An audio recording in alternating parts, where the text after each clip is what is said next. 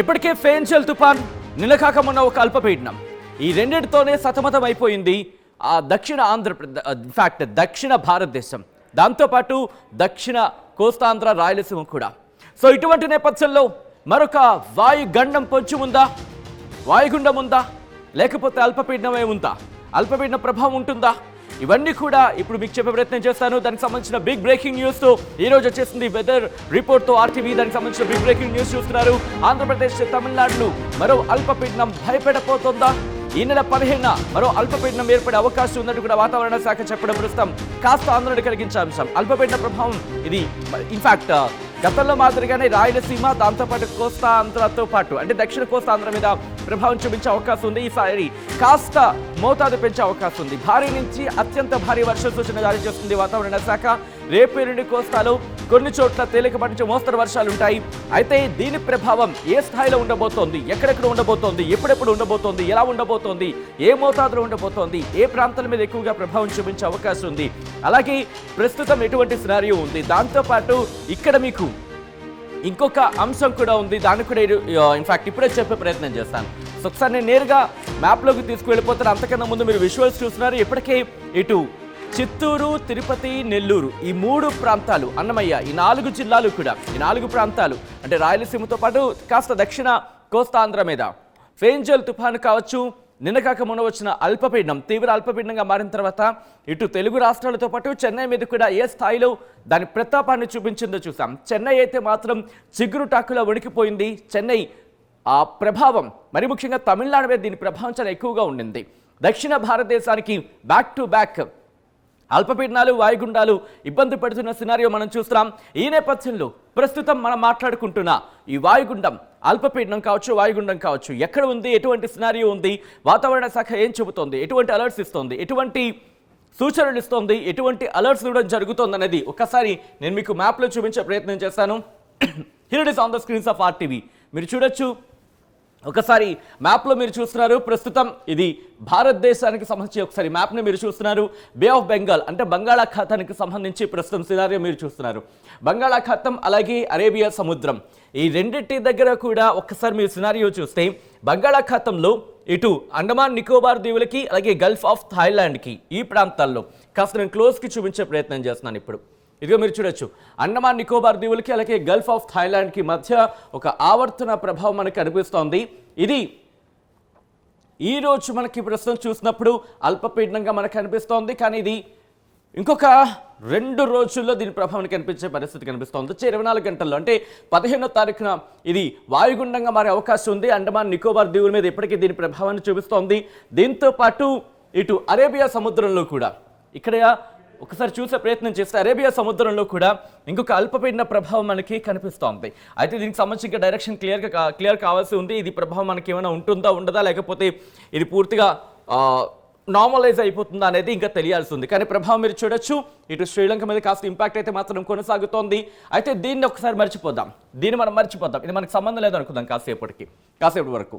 కానీ ఇక్కడ మీరు చూస్తే అండమాన్ నికోబార్ దీవుల నుంచి మొదలుపెట్టి గల్ఫ్ ఆఫ్ థాయిలాండ్ అంటే ఈ బ్యాంకాక్ కావచ్చు, మీరు చూడొచ్చు ఇక్కడ ఇలా సింగపూర్ నుంచి థాయిలాండ్ వరకు ఈ మధ్యలో, వీటికి మధ్యలో అంటే గల్ఫ్ ఆఫ్ థాయిలాండ్ అంటారు. ఇక్కడ నుంచి ఆ ప్రభావం మనకి కనిపిస్తోంది. అండమాన్ నికోబార్ దీవుల మీదుగా ఒక అల్పపీడన ప్రభావం అయితే మాత్రం అనుకుంది. ఇది 15వ తారీఖున అంటే రేపటికి వాయుగుండంగా మారే అవకాశం ఉంది. ఆ తర్వాత 2 రోజులకి.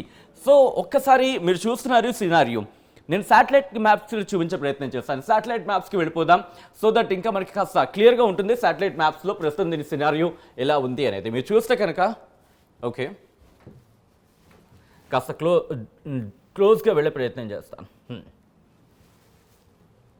ఓకే, మీరు చూస్తున్నారు ఇదిగోండి, దాని ప్రభావం ఇక్కడ మనకి క్లియర్ కట్గా అర్థమవుతుంది. శాటిలైట్ మ్యాప్స్ ఇది భారత వాతావరణ శాఖ అఫీషియల్ మ్యాప్, భారత వాతావరణ శాఖ ఇస్తున్న official in fact IMD Indian metrological department official map ఇది.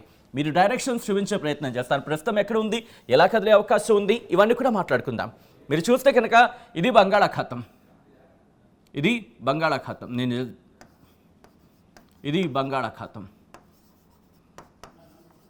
ఈ బంగాళాఖాతంలో ప్రస్తుతం ఈ సిచ్యువేషన్ మీరు చూస్తున్నారు. ఇక్కడ ఉంది, ఇక్కడ కేంద్రీకృతమై ఉంది ప్రస్తుతానికైతే. ఇది పశ్చిమ వాయువ్య దిశగా అంటే ఇలా పశ్చిమ వాయువ్య దిశగా కదులుతోంది. మీరు గమనిస్తే కనుక ఈ మధ్య వస్తున్న తుఫాన్లన్నీ తుఫాన్ అని ఇంకా దీనికి నేను అనకూడదు. సో విషయం ఏంటంటే అంటే బంగాళాఖాతంలో ఏర్పడుతున్న అల్పపీడనాలన్నీ కూడా ఫెయింజల్ తుఫాను కావచ్చు, ఆ తర్వాత వచ్చిన అల్పపీడనం కావచ్చు, ప్రస్తుతం ఉన్న ఈ అల్పపీడనం ఇది వాయుగుండంగా మారబోతోంది వచ్చే 24 గంటల్లో. అంటే 15వ తారీఖున ఇది వాయుగుండంగా మరి అవకాశాలు ఉన్నాయంటూ కూడా ఒక అంచనా ఉంది. ఇది కూడా ఎలా కదులుతోంది? పశ్చిమ వాయువు దిశగా కదులుతోంది. సో అంటే మనం ఎక్స్పెక్ట్ చేయొచ్చు ఈ డైరెక్షన్ కాస్త దీని ఇంపాక్ట్ ఇలా ఉండే అవకాశం. ఇది జస్ట్ ప్రాబబిలిటీ నేను చెప్పే ప్రయత్నం చేస్తున్నాను. ఎగ్జాక్ట్గా ఇదే కాదు, ప్రాబబిలిటీ చెప్పే ప్రయత్నం చేస్తున్నాను. సో ఇటువంటి సినారియోలో దక్షిణ కోస్తాంధ్ర రాయలసీమతో పాటు తమిళనాడుకి సంబంధించి కొన్ని ప్రాంతాల్లో దీని ఇంపాక్ట్ ఉందంటూ కూడా వాతావరణ శాఖ చెబుతోంది. ఇది కనుక ఇంకా బలపడితే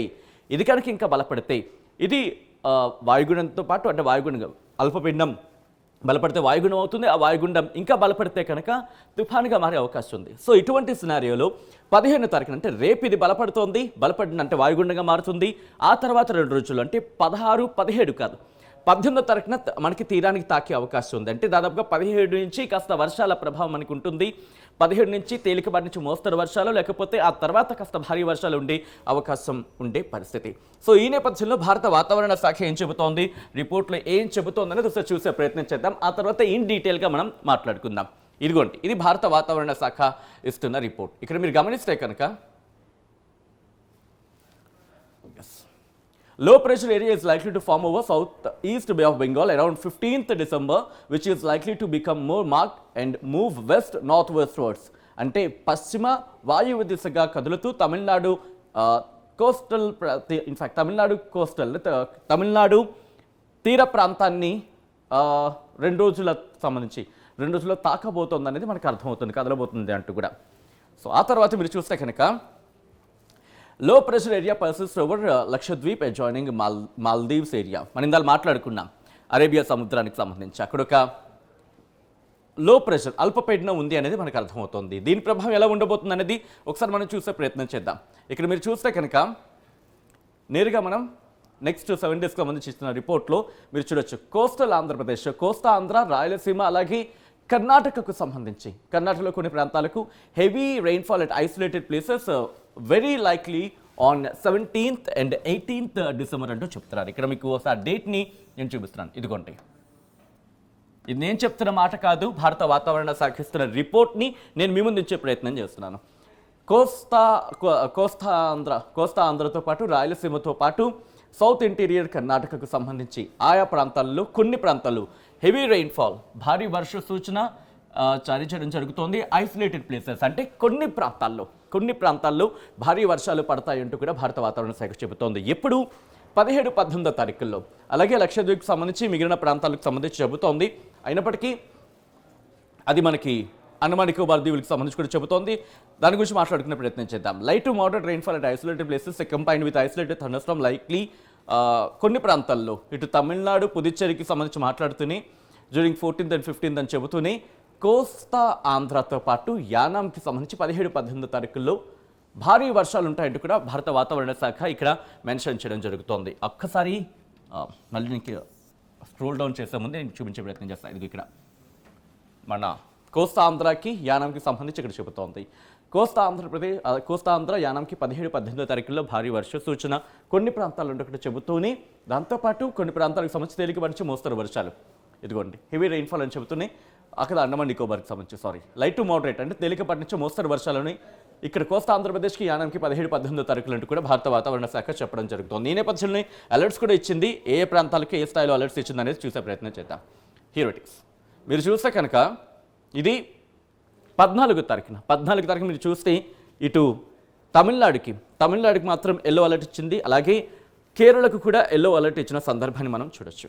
దాంతోపాటు 15వ తారీఖు రేపటికి నార్మల్గా ఉంది. అంటే ఈ అల్పపీడన ప్రభావం వెళ్ళిపోతుంది. పూర్తిగా అల్పపీడన ప్రభావం మనకైతే ఉండదు. ఏది నిన్న మొన్నటి వరకు కంటిన్యూ అయిన అల్పపీడన ప్రభావానికి సంబంధించి. అయితే 16వ తారీఖు నుంచి కాస్త క్లైమేట్ మారుతుంది. 16వ తారీఖున తమిళనాడుని మాత్రం తాకే అవకాశం కనిపిస్తోంది. ఈ అల్పపీడనం వాయుగుండంగా మారబోతుంది, బలపడే వాయుగుండంగా మారే అవకాశం ఉంది. రేపు ఎల్లుండి తమిళనాడుని తాకే అవకాశం ఉంది. ఆ ప్రభావం మనకి మ్యాప్లో చూపించడం జరుగుతుంది. సో దట్ 16వ తారీఖున ఎల్లో అలర్ట్ జారీ చేసింది వాతావరణ శాఖ. ఆ తర్వాత మీరు గమనిస్తే 17, 18 ఇదిగోండి, మనం కొద్దిసేపటి క్రితం మాట్లాడుకున్నట్టుగా 17, 18 డేట్లు కూడా మీరు చూడొచ్చు. 17, 18 17కి ఆరెంజ్ అలర్ట్ జారీ చేసిన వాతావరణ శాఖ. 17, 18 తారీఖులకి ఇటు దక్షిణ ఆంధ్రతో పాటు కోస్తాంధ్ర, రాయలసీమకు సంబంధించి అలాగే కర్ణాటక కొన్ని ప్రాంతాల్లో, ఇక్కడ తమిళనాడుకి ఆరెంజ్ అలర్ట్ జారీ చేస్తే ఆంధ్రప్రదేశ్కి అలాగే కర్ణాటకకి సంబంధించి కొన్ని ప్రాంతాల్లోకి ఎల్లో అలర్ట్ జారీ చేసింది వాతావరణ శాఖ. రిమెంబర్, ఎల్లో అలర్ట్ కావచ్చు, ఆరెంజ్ అలర్ట్ కావచ్చు, ఈ ప్రభావం అంటే అల్పపీడనాలు కావచ్చు, వాయుగుండాలు కావచ్చు, అవి బలపడిన తర్వాత ఒక సిచ్యువేషన్కి వచ్చిన తర్వాత దగ్గర పడే కొద్దీ అప్పుడు అలర్ట్స్ మారే అవకాశం ఉంటుంది. అంతవరకు ఎందుకంటే భయపడే అవకాశం ఉంటుంది కాబట్టి ప్రజల్ని భయపడందుకు గురి చేయకూడదు కాబట్టి అటువంటి సినారియోలో ముందు అలర్ట్స్ నార్మల్గా ఇచ్చే పరిస్థితి ఉంటుంది. ఒకవేళ అవి ఇంకా బలపడితే అప్పుడు అలర్ట్స్కి అప్పుడప్పుడు మారిపోతున్న సందర్భాలు మనం గతంలో చాలాసార్లు చూసాం. ఒక విధంగా చెప్పాలంటే మనం రెగ్యులర్గా చూస్తూనే ఉన్నాం. సో ఇటువంటి సినారియోలు 17, 18 తారీఖులకి మనం చూసాం. ఆ తర్వాత 19వ తారీఖున కాస్త నార్మలైజ్ అయ్యే పరిస్థితి కనిపిస్తోంది. తమిళనాడు మీద, కేరళ మీద ఇంపాక్ట్ ఉంటుంది. అయితే ఎల్లో అలర్ట్ జారీ చేస్తుంది. 20వ తారీఖున మళ్ళీ నార్మల్గానే ఉండబోతుందంటూ కూడా భారత వాతావరణ శాఖ ఇచ్చిన ఆ రిపోర్ట్ని మనం గమనించవచ్చు. ఆ డీటెయిల్స్ అన్నీ కూడా ఇక్కడ ఇస్తున్న పరిస్థితి. సో ఇక్కడ నుంచి నేను విండికి వెళ్ళే ప్రయత్నం చేస్తున్నాను. ప్రజెంట్ ఎక్కడ ఉంది, ఎలా ఉంది, ఏ స్థాయిలో ఉంది, ఎక్కడెక్కడ ఉంది అనేది ఒకసారి విండిని చూసే ప్రయత్నం చేద్దాం. ఇదిగోండి, ప్రస్తుతం మీరు చూస్తే కనుక దీని డైరెక్షన్ మీరు చూడొచ్చు. ఇది కూడా ఆ ఫెయింజల్ తుఫాన్ కావచ్చు, లేకపోతే అల్పపీడనం నిన్న మొన్నటి వరకు ఇన్ఫ్యాక్ట్ ఇంకా కొనసాగుతుంది ఆ ప్రభావం తమిళనాడు మీద అంటూ చర్చ జరుగుతోంది. బట్ అంతగా మనకైతే లేదు. బట్ తమిళనాడు మీద కాస్త అఫ్కోర్స్ ఆ ఇంపాక్ట్ ఇంకా ఉంటుంది కాబట్టి కాస్త అయితే మాత్రం కాస్త కనిపిస్తోంది దక్షిణ భారతదేశం మీద. సో దాంతోపాటు దాన్ని కాస్త పక్కన పెడతాం. కానీ దీని గురించి మాట్లాడుకుంటే ఇటు ఉత్తరం వైపు నుంచి కావచ్చు, లేకపోతే ఈశాన్య నుంచి గాలులు కాస్త ప్రభావం చూపిస్తోంది. సో ఈ ప్రభావంతో ఇది పశ్చిమ వాయు దిశగా కదులుతోంది ఈ అల్పపీడనం. ఆ ప్రభావం గాలుల తీవ్రత మీరు చూడొచ్చు ప్రస్తుతం ఇక్కడికి. సో ఈ నేపథ్యంలో ఒకసారి నేను మీకు ఆంధ్రప్రదేశ్కి సంబంధించి నేను చూపిస్తున్నాను. ప్రస్తుతం అయితే నార్మల్గానే ఉంది. ఆంధ్రప్రదేశ్కి సంబంధించి మీరు చూస్తే ఎక్కడ వర్షాలు కానీ అటువంటి సినారియో ఎక్కడా కూడా మనకి కనిపించట్లేదు. సో ఇది ఇక్కడ సినారియో. ఇక్కడి నుంచి నేను రిపోర్ట్ చూపించే ప్రయత్నం చేస్తాను. జిల్లాల వారీగా భారత వాతావరణ శాఖ ఇచ్చిన రిపోర్ట్ నేను మీకు చూపించే ప్రయత్నం చేస్తాను.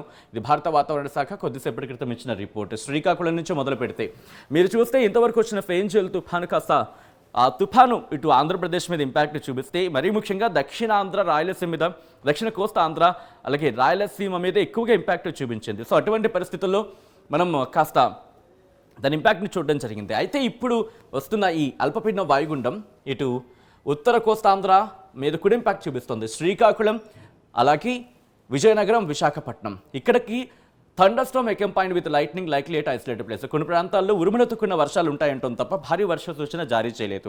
ఎటువంటి సినారియో మనకి కాకినాడ కూడా కనిపిస్తోంది, యానంకి. అది కూడా ఇప్పుడు 14, 15, 16, 17, 18 తారీఖులకు సంబంధించి ఎల్లో అలర్ట్ జారీ చేస్తోంది. ఇప్పటివరకు మనం చెప్పుకున్న ఇది యానం కావచ్చు, కాకినాడ కావచ్చు, విజయనగరం, విశాఖపట్నం, శ్రీకాకుళం 1, 2, 3, 4, 5 జిల్లాలకు, ఇటు ఉత్తర కోస్తాంధ్రకు సంబంధించిన 5 జిల్లాలకు మనం మాట్లాడుకుంటే కనుక ఎల్లో అలర్ట్ ఇచ్చింది. కానీ భారీ వర్ష సూచన అయితే మాత్రం జారీ చేయలేదు. ఇది దక్షిణ కోస్తాంధ్రకు సంబంధించి మాట్లాడుకుంటే బాపట్ల, ప్రకాశం, నెల్లూరు ఈ 3 జిల్లాల గురించి మాట్లాడుకుందాం. అయితే ఇక్కడ ఇంట్రెస్టింగ్గా బాపట్లకు ఎల్లో అలర్ట్ ఇచ్చింది. సేమ్ మనం మాట్లాడుకున్నట్టుగా ఉత్తర కోస్తాంధ్రకు సంబంధించి 5 జిల్లాలతో పాటు ఇటు బాపట్లకు కూడా ఎల్లో అలర్ట్ ఇచ్చింది. కానీ తేలికపాటి నుంచి మోస్తరు వర్షాల కింద భావించవచ్చు. ఉరుములతో కూడిన వర్షాలు ఉంటాయంటూ చెబుతుంది. కానీ ప్రకాశం, నెల్లూరు ఇక్కడి నుంచి పరిస్థితి మారుతోంది. 17, 18 తారీఖులకు భారీ వర్ష సూచన జారీ చేస్తుంది. మీరు చూడొచ్చు. Heavy rainfall likely to occur at isolated places, thunderstorm accompanied with lightning likely at isolated places అంటూ కూడా. అంటే 17, 18 తారీఖులకు సంబంధించి భారీ వర్షాలు కురుస్తాయి ప్రకాశం, నెల్లూరు జిల్లాలకు అని చెబుతుంది. దాంతోపాటు అనంతపురానికి సంబంధించి మరి అనంతపురం అలాగే వైఎస్ఆర్ డిస్ట్రిక్ట్ ఈ 2 జిల్లాలకు కూడా మళ్ళీ నార్మల్ అలర్ట్ ఇచ్చింది. ఎల్లో అలర్ట్ సాధారణంగానే ఉంది, కానీ ఎల్లో అలర్ట్ ఇచ్చింది. ఎల్లో అలర్ట్ ఇస్తూనే దాంతోపాటు అంటే తేలికపాటి నుంచి మోస్తరు వర్షాలు, ఉరుముల మెరుపులతో కూడిన వర్షాలు కురుస్తాయంటూ కూడా అనంతపురం వైఎస్ఆర్ కడప డిస్ట్రిక్ట్ సంబంధించి ఇచ్చింది. అలాగే తిరుపతి, చిత్తూరు నేను కొద్ది రోజుల క్రితం మనం మాట్లాడుకుంటూనే ఉన్నాం. ఇటు ఫెయింజల్ తుఫాను కావచ్చు, దాని తర్వాత వచ్చిన అల్పపీడనం కావచ్చు, ఇప్పుడు వస్తున్న ఈ అల్పపీడనంగా మారబోతున్న వాయుగుండం కావచ్చు, ఇవన్నీ కూడా తిరుపతి, చిత్తూరు, నెల్లూరు మీద. ఇక్కడ నెల్లూరు మనం మాట్లాడుకున్నట్టుగా నెల్లూరు అన్నమయ్య ఈసారి తప్పించుకుంది. ఈసారి రిపోర్ట్లో మీరు చూస్తే కనుక, ఎందుకంటే 2 ప్రభావాలు కూడా కాస్త ఈసారి సేవ్ అయిందని చెప్పుకోవాలి. బహుశా తప్పించుకున్న పదం కాస్త ఇబ్బందికరంగా అనిపించవచ్చు. I'm taking my word back. So ఇక్కడ ఈసారి మాత్రం ఇంపాక్ట్ లేదని చెప్పుకోవాలి అన్నమయ్యకు సంబంధించి. కానీ తిరుపతి, చిత్తూరు, నెల్లూరు ఈ 3 జిల్లాలు కూడా ఫెయిన్స్ పంచి మొదలు పెడితే ఈసారి రాబోతున్న ఈ అల్పపీడనం కావచ్చు, వాయుగుండం కావచ్చు, దీని ప్రభావాన్ని చవిచూడబోతుంది అనేది మనకు అర్థమవుతోంది. అయితే ఐసోలేటెడ్ ప్లేసెస్ అంటారంటే కొన్ని ప్రాంతాల్లో likely to occur at isolated places, అంటే కొన్ని ప్రాంతాల్లో ఆయా జిల్లాల్లోని కొన్ని ప్రాంతాల్లో భారీ వర్షాలంటూ కూడా భారత వాతావరణ శాఖ చెప్పిన పరిస్థితి మనం చూడొచ్చు. ఇక్కడి నుంచి మీరు చూడొచ్చు, ఒకసారి ఈ మ్యాప్లో నేను చూపిస్తున్నాను ఎటువంటి సినారియో ఉందనేది. ఇక్కడ మీకు అర్థమైపోతుంది ప్రస్తుతం పరిస్థితి ఏ విధంగా ఉంది అనేది. మీరు చూస్తే కనుక ఇదిగోండి సినారియో. సో కాబట్టి దీని రేడియస్ మనకు అర్థమైపోతుంది. ఇటు ఉత్తర కోస్తాంధ్ర నుంచి మొదలుపెట్టి తమిళనాడుకు సంబంధించి దాదాపుగా సెంట్రల్ తమిళనాడు వరకు కూడా దీని ఇంపాక్ట్ ఉంది. సెంట్రల్ తమిళనాడు వరకు కూడా దీని ఇంపాక్ట్ కనిపిస్తోంది. ఇది బలపడే అవకాశం ఉంది. ఇది ప్రస్తుతం అల్పపీడనంగా ఉంది, వాయుగుండంగా మారిపోతుంది.